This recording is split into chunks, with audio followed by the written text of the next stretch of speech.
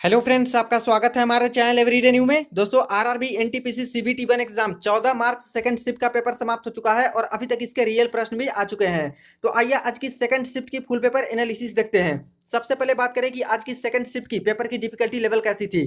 तो देखिए, जितने लोगों से मैंने रिव्यू लिए हैं उनमें से सभी कैंडिडेट के कहने हैं कि आज का सेकंड शिफ्ट का paper moderate to tough level का आया है। कोई भी कैंडिडेट ऐसे नहीं मिले जो कि कह रहे हैं कि इजी टू मॉडरेट रहे हैं। सभी कैंडिडेट मॉडरेट टू टफ ही बता रहे हैं और तीनों सेक्शन से जो प्रश्न पूछे गए उसमें से खास करके मैथमेटिक्स का बहुत ज्यादा प्रश्न था जो कि यहाँ पे कैलकुलेटिव नेचर के डाले गए।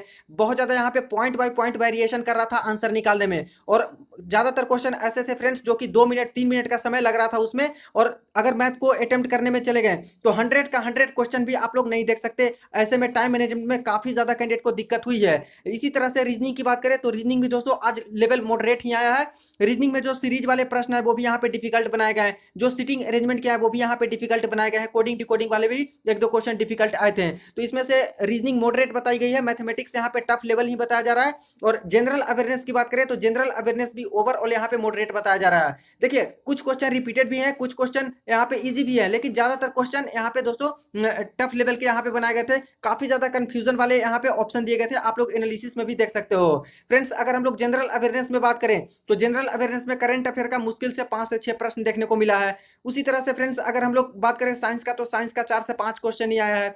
स्टैटिक जीके वाले बहुत ज्यादा प्रश्न है, कुछ नए प्रश्न भी यहाँ पे डाले गए हैं। अगर अटेम्प्ट की बात करें तो अटेम्प्ट आज का बहुत कम रहा है कैंडिडेट का। 61, 57, 56, 51, 67, 69 इस प्रकार से अटेम्प्ट रहे हैं फ्रेंड्स। और ज्यादातर कैंडिडेट के 60 से लेकर 70 के बीच में ही अटेम्प्ट रहा है। कुछ कुछ ने रिस्क लिया है तो उनका 71, 75 इस तरह से भी रहा है। तो चलिए आज के सेकंड शिफ्ट के आप लोग सारे क्वेश्चन देख लीजिए। तो ये रहे फ्रेंड्स आज के सेकंड शिफ्ट के क्वेश्चन। देखिए, आज के सेकंड शिफ्ट में एक सवाल पूछा गया था मॉडर्न हिस्ट्री से। लाहौर प्रस्ताव कब पारित किया गया था, यानी जो लाहौर रिजोल्यूशन थे वो कब यहाँ पे पारित किए गए थे। 1939 ईस्वी में, 1940 में, 1941 में, 1942 में। तो ऑप्शन भी काफी क्लोज क्लोज दिए गए थे, इसमें से गलती होने के चांसेस काफी ज्यादा हो जाते हैं। अगर हम लोग बात करें लाहौर प्रस्ताव की तो लाहौर रिजोल्यूशन या फिर लाहौर प्रस्ताव 1940 ईस्वी में पारित किया गया था। तो 1940 इसका करेक्ट आंसर हो जाता।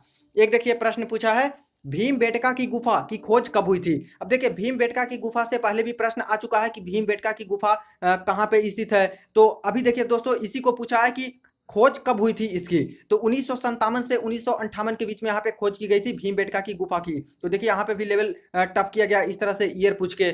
एक देखिए प्रश्न पूछा है शशि थरूर को किस किताब के लिए, यानी कौन से बुक के लिए साहित्य अकादमी पुरस्कार दिया गया है, साहित्य अकेडमी अवार्ड दिया गया है। तो एन एरा ऑफ डार्कनेस जो इनकी बुक है, इनके लिए यहाँ पे साहित्य अकादमी पुरस्कार दिया गया है। तो ये करेक्ट आंसर हो जाएगा। एक प्रश्न देखिए फ्रेंड्स पूछा गया है आज, लोकसभा में कार्यवाहक संसदीय मंत्री कौन है। देखिए सवाल, लोकसभा में कार्यवाहक संसदीय मंत्री कौन है। प्रहलाद पटेल, किरण रिजिजू, संतोष गंगवार, इस तरह से 3 ऑप्शन भेजे गए हैं। फ्रेंड्स, इसका आंसर मुझे नहीं मिल पाया है। आप लोग को जिनको भी पता होगा करेक्ट आंसर जरूर कमेंट सेक्शन में बताइएगा। 3 ही ऑप्शन मिले हैं फ्रेंड्स, फोर्थ ऑप्शन मुझे नहीं मिले हैं। अब देखिए, इसका ज्यादातर चांस है कि प्रहलाद पटेल हो सकते हैं, लेकिन मैं कंफर्म नहीं बता सकता हूं। तो इसलिए आप लोग कंफर्म होकर बताइएगा कि इसका आंसर क्या हो सकता है। एक देखिए प्रश्न पूछा है फंडामेंटल राइट्स जो यहाँ पे मौलिक अधिकार होते हैं और डीपीएसपी जो यहाँ पे नीति निर्देशक तत्व है, उसमें क्या अंतर है, क्या डिफरेंस है, ये सवाल था।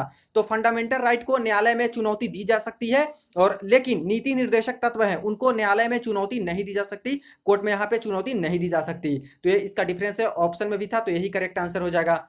एक देखिए प्रश्न पूछा है 44th अमेंडमेंट यानी 44वीं संविधान संविधान संशोधन हुई थी 1978 में, उसके द्वारा क्या जोड़ा गया था, यह सवाल पूछा था।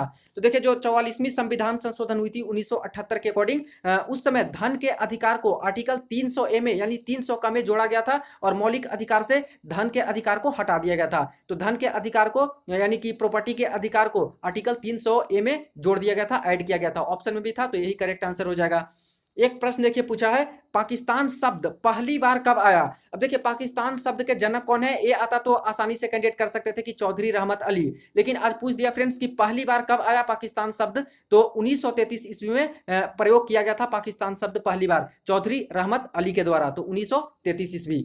एक देखिए प्रश्न आया है यूएनओ से रिलेटेड है, कोफी अन्नान जो कि यूएनओ के अध्यक्ष थे वे किस देश के थे, यानी अफ्रीका के किस देश से संबंधित हैं कोफी अन्नान। तो घाना देश से संबंधित हैं। आज फर्स्ट शिफ्ट में भी इससे रिलेटेड प्रश्न आया था फ्रेंड्स और आज सेकंड शिफ्ट में देख सकते हो घाना देश जो लगा के है उनका सही हो जाएगा। एक प्रश्न देखिए पूछा है, पौधों के विकास के लिए यानी उनके ग्रोथ के लिए, पौधों के ग्रोथ के लिए कौन सा हार्मोन होता है? Auxin, gibberellin, cytokinins. इसका आंसर हो जाएगा ऑक्सीन। तो ऑक्सीन जो यहाँ पे प्लांट हार्मोन है वो पौधों के विकास के लिए, ग्रोथ के लिए इंपॉर्टेंट है। एक और इसी से रिलेटेड प्रश्न आया था, किस हार्मोन के कारण पौधों की वृद्धि रुक जाती है यानी विकास नहीं कर पाते व पत्ते मुरझा जाते हैं? तो एब्सिसिक एसिड, जिसको एबी शॉर्ट में बोलते हैं, तो ये जो यहाँ पे हार्मोन है एब्सिसिक एसिड हार्मोन, ये वृद्धि को रोक देती है, पौधों में वृद्धि नहीं होने देती और पत्ते भी इससे मुरझा जाते हैं। तो एब्सिसिक एसिड। एक प्रश्न पूछा है फ्रेंड्स, सिंपल सा सवाल है फिजिक्स का, लाइट ईयर से क्या मापा जाता है? तो डिस्टेंस यानी दूरी मापी जाती है, दूरी का यूनिट होता है लाइट ईयर, प्रकाश वर्ष। एक देखिए प्रश्न पूछा है, वय वंदना योजना की शुरुआत कब की गई थी? और एक कैंडिडेट के कहने हैं कि मातृ वंदना योजना की शुरुआत कब की गई थी, ये प्रश्न आए थे। तो देखिए वय वंदना योजना की बात करें तो 2017 ईस्वी में इसकी शुरुआत की गई थी, और मातृ वंदना योजना अगर पूछा गया होगा तो इसका भी शुरुआत दोस्तों 2017 से ही माना जाता है। तो 2017 में हो जाएगा ये भी मातृ वंदना योजना, और वय वंदना योजना भी 2017 में। तो योजना से रिलेटेड आज एक प्रश्न आया। एक देखिए रिपीटेड प्रश्न है फ्रेंड्स, काफी कम क्वेश्चन आज रिपीट हुए हैं लेकिन कुछ रिपीट हुए हैं। देखिए टिस्को यानी टाटा आयरन स्टील कंपनी की स्थापना कब हुई है? तो 25 अगस्त 1907 को इसकी स्थापना हुई थी, टिस्को की, जमशेदपुर में इसका मुख्यालय है। एक प्रश्न पूछा गया है, गाय, बिल्ली, भैंस, बकरी, और इसमें पूछा था कि ऑड वन आउट कौन सा हो जाएगा, कौन सा असंगत है? तो गाय और भैंस और बकरी है, ये यहाँ पे दूध देती है, मिल्क देती है, लेकिन बिल्ली दोस्तों यहाँ पे अलग हो जाता है इसके अकॉर्डिंग, तो बिल्ली यहाँ पे ऑड वन आउट। एक देखिए प्रश्न पूछा है, कंप्यूटर से कोई भी फाइल को अगर डिलीट करते हैं तो वो कहाँ पे जाती है? तो जो फाइल को हम लोग डिलीट कर देते हैं वो रिसाइकिल बिन में चली जाती है, तो रिसाइकिल बिन हो जाता। एक देखिए एनालॉजी से रिलेटेड सवाल आया था, लेखक का यहाँ पे दिया गया था कलम से संबंध, तो एनिमल का तो जू से हो जाएगा। अब देखिए यहाँ पे जो इस तरह के सवाल होते हैं फ्रेंड्स, चारों ऑप्शन तो मुझे नहीं मिल पाए कि एनिमल का क्या से संबंध होगा, तो इसको अपने विवेक से आपको सोल्व करना था। तो जरूरी नहीं कि जू ही इसका करेक्ट आंसर हो सकते हैं, क्या ऑप्शन थे उसके अकॉर्डिंग आपको इसको बताना था, इस तर्क को समझ के कि लेखक का अगर कलम से है तो एनिमल का क्या से होगा। तो एक ही ऑप्शन भेजे गए हैं जू करके, तो इस तरह से मैंने यहाँ पे लिख दिया है। बाकी आप लोग देख लीजिएगा कि क्या ऑप्शन थे और उसके अकॉर्डिंग क्या आप लोगों ने लगाया है। एक देखिए फ्रेंड्स, डांस से भी रिलेटेड प्रश्न आया है, नृत्य से भी आया है। पाइका नृत्य किस राज्य की लोक नृत्य है, ये प्रश्न आया था, और इसके ऑप्शन दोस्तों काफी कंफ्यूजिंग दिए गए हैं। देखिए एक तो झारखंड था, उड़ीसा था और बिहार था। अगर बात करें पाइका डांस की, तो पाइका डांस झारखंड में भी मनाई जाती है, उड़ीसा के भी कुछ पार्ट में मनाई जाती है। तो लेकिन दोस्तों जो यहाँ पे बुक है उसमें यहाँ पे ज्यादातर बुक में झारखंड ही दे रहा है, तो इसके अकॉर्डिंग तो झारखंड हो सकता है। लेकिन फ्रेंड्स देखने वाली बात होगी कि जो रेलवे आंसर की अपना जारी करती है उसमें पाइका नृत्य का क्या ऑप्शन ये लोग देते हैं, क्या सही देते हैं। बाकी उड़ीसा के भी कुछ पार्ट में मनाए जाते हैं पाइका डांस, और झारखंड में तो मनाया ही जाता है पाइका नृत्य। तो आप लोग बताइएगा कि आप लोग इसमें क्या क्या करेक्ट करके आए हैं, क्या उसमें टिक करके आए हैं। एक देखिए प्रश्न पूछा है फ्रेंड्स, एजार कप किस खेल से संबंधित है, यानी एजरा कप जो इस तरह से इंग्लिश में लिखा रहता है वो किस खेल से संबंधित है? तो पोलो जो खेल है उससे संबंधित है एजार कप। एक प्रश्न देखिए पूछा है, यूएनओ के गठन के समय जब 24 अक्टूबर 1945 को यूएनओ का गठन हो रहा था, फॉर्मेशन हो रहा था, तो उस समय कितने सदस्य शामिल थे, ये सवाल था। तो टोटल 50 देश उस समय शामिल थे। एक प्रश्न पूछा गया है, www की खोज किसने की थी, यानी जो इंटरनेट में हम लोग यूज करते हैं जो कोई वेबसाइट को डालने में, तो उसकी खोज किसने की थी www की? तो टिम बर्नर्स ली ने इसकी खोज की थी, और ये भी रिपीटेड प्रश्न है। एक देखिए प्रश्न पूछा है, कौन सा दर्रा यानी कौन सा माउंटेन पास है जो कि चीन, भारत व म्यांमार को जोड़ता है? तो दीफू दर्रा है जो कि यहाँ पे विवादित है चीन, भारत और म्यांमार के बीच में, और ये दर्रा है जोड़ता है दीफू दर्रा। एक देखिए प्रश्न पूछा है, चांद यानी कि मून पर कदम रखने वाला दूसरा व्यक्ति कौन था, यानी सेकंड पर्सन कौन था जो कि लैंड किया था मून पे? अब फर्स्ट पर्सन तो सभी को याद है कि नील आर्मस्ट्रॉन्ग हो जाएगा करेक्ट आंसर, लेकिन फ्रेंड्स यहाँ पे सेकंड व्यक्ति पूछा था, द्वितीय व्यक्ति पूछा था, तो एल्ड्रिन हो जाएगा, जो कि नील आर्मस्ट्रॉन्ग के बाद तुरंत एल्ड्रिन लैंड किए थे मून पे।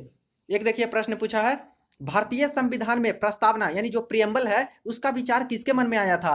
तो जो प्रस्तावना है उसका विचार भीमराव अंबेडकर, जवाहरलाल नेहरू, सरदार पटेल, इस तरह से तीन ऑप्शन मिले हैं। तो इसका आंसर हो जाएगा फ्रेंड्स जवाहरलाल नेहरू। जवाहरलाल नेहरू के ही मन में सबसे पहले विचार आया था प्रस्तावना यानी प्रियम्बल के बारे में। एक देखिए प्रश्न पूछा गया है, कौन सा परमाणु संयंत्र उत्तर प्रदेश में है? ये प्रश्न था कि यूपी में कौन सा न्यूक्लियर पावर प्लांट है? तो नरोरा न्यूक्लियर पावर प्लांट है जो कि यूपी में है। एक प्रश्न आया है, फादर ऑफ मॉडर्न जेनेटिक्स यानी आधुनिक आनुवंशिकी के जनक कौन है, उसका फादर कौन है? तो ग्रेगर मेंडल इसका करेक्ट आंसर हो जाएगा, जो लगा के आए हैं उनका सही हो जाएगा। एक प्रश्न पूछा गया है फ्रेंड्स, एशियाई चीता जो एशियन लियोपर्ड हैं किस राष्ट्रीय वन्य जीव अभ्यारण्य में विलुप्त घोषित कर दिया गया है? कौन से नेशनल पार्क में इसको विलुप्त घोषित कर दिया गया है, एक्सटिंक्ट घोषित कर दिया गया है? तो ये सवाल भी आज पूछे गए, इसके ऑप्शन मुझे नहीं मिले हैं। इसका ऑप्शन जिनको याद होगा जरूर बताइएगा, और किन्हीं को आंसर भी पता होगा तब भी दोस्तों आप लोग इसको लिख सकते हो कमेंट सेक्शन में। तो आज दोस्तों डिफिकल्ट लेवल के प्रश्न आ गए थे, और जनरल अवेयरनेस भी अच्छा खासा लेवल मेंटेन किया गया था, इसमें डिफिकल्ट लेवल भी रखा गया था कुछ क्वेश्चन का, इसलिए दोस्तों आज क्वेश्चन भी ज्यादातर नहीं मिल पाए। जब यहाँ पे पेपर डिफिकल्ट आती है तब एनालिसिस करने में भी दोस्तों काफी ज्यादा प्रॉब्लम होती है, कैंडिडेट को स्ट्राइक ही नहीं करते माइंड में जब क्वेश्चन पूछते हैं। तो फ्रेंड्स अगर मैथमेटिक्स की बात करें तो मैथमेटिक्स देखिए, मैथमेटिक्स भी आज टफ बताई जा रही है। ट्रिगोनोमेट्री से 3 से 4 सवाल आए, मेंसुरेशन का 2 से 3 क्वेश्चन आया है, ज्योमेट्री का 2 क्वेश्चन आया, एसआईसीआई का 2 क्वेश्चन आया है। इसके बाद प्रॉफिट लॉस की बात करें तो 2 से 3 सवाल आए। आज दोनों जो शिफ्ट हुआ है, दोनों शिफ्ट का जो पेपर है वो टफ आया था। एलसीएम एचसीएफ की बात करें तो 1 क्वेश्चन है, नंबर सिस्टम से 3 क्वेश्चन बताए जा रहे हैं, सिंप्लीफिकेशन से 3 क्वेश्चन, तीनों कैलकुलेटिव। डीआई वाले 1 से 2 सवाल आए हैं। इसके बाद मीन मीडियन मोड की बात करें तो 1 क्वेश्चन, टाइम एंड वर्क का 2 क्वेश्चन, स्पीड टाइम डिस्टेंस से 1 क्वेश्चन, रेशियो से 1 क्वेश्चन और परसेंटेज से भी 1 सवाल आया है। रीजनिंग की बात की जाए फ्रेंड्स तो रीजनिंग में देख लीजिए, कथन निष्कर्ष पूर्व धारणा से रिलेटेड लगभग 3 सवाल पूछा गया, सिलोगिज्म वाले 2 सवाल आए, सीटिंग अरेंजमेंट के 2 सवाल आए हैं। इसके बाद सीरीज की बात करें तो सीरीज से 4 क्वेश्चन, ब्लड रिलेशन से 3 क्वेश्चन, वेन डायग्राम से 2 सवाल आए हैं, और फिगर काउंटिंग की बात करें तो 1 भी क्वेश्चन नहीं बताया जा रहा है। एनालॉजी का 2 सवाल आया है, अल्फाबेटिकल सीरीज और मिसिंग नंबर जो होते हैं उससे रिलेटेड 2 से 3 सवाल, और इसके बाद दोस्तों जो कोडिंग डिकोडिंग होती है कम से कम 3 सवाल कोडिंग डिकोडिंग के भी आए हैं। तो रीजनिंग यहाँ पे मॉडरेट लेवल बताई जा रही है। Overall paper moderate to tough आया है आज का, दोनों शिफ्ट का, सेकंड शिफ्ट और फर्स्ट शिफ्ट का। तो फ्रेंड्स वीडियो को ज्यादा से ज्यादा आप लोग जरूर शेयर कर दीजिएगा, चैनल को सब्सक्राइब कर लीजिएगा रेलवे भर्ती की पल पल की अपडेट के लिए।